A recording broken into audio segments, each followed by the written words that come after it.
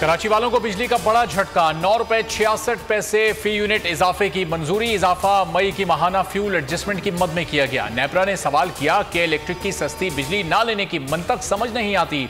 सस्ता फ्यूल इसलिए इस्तेमाल नहीं किया कि उसे मुस्तकबिल में चलाएंगे, ये क्या लॉजिक है?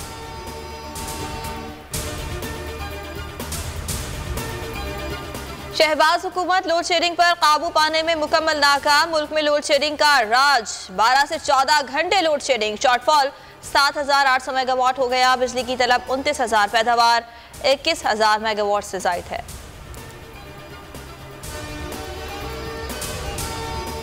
रियासत को गुमशुदा अफराद के लवाहिकीन का कोई एहसास नहीं। रियासत गुमशुदा अफराद को बाजियाब करे या किसी को इसका जिम्मेदार ठहराए। चीफ जस्टिस सुप्रीम कोर्ट के सहाफ़ी मुदस्सिर नारो दीगर की गुमशुदगी के खिलाफ दरख्वास्त पर रिमार्क्स।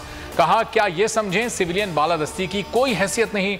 वजीर आजम अदालत में बयान दें, इस मामले में वो बेबस हैं। ये कौमी सलामती का मामला है। अदालत इस केस को अब खत्म करना चाहती है। विफाकी हुकूमत को आखिरी मौका दे दिया। रियासत की अमलदारी नजर आनी चाहिए। समाअत 9 सितंबर तक मुलतवी।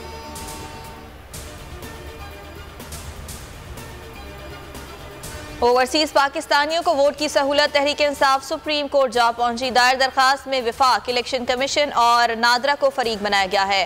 हुकूमत की जानिब से इलेक्शन एक्ट में की गई तरमीम चैलेंज।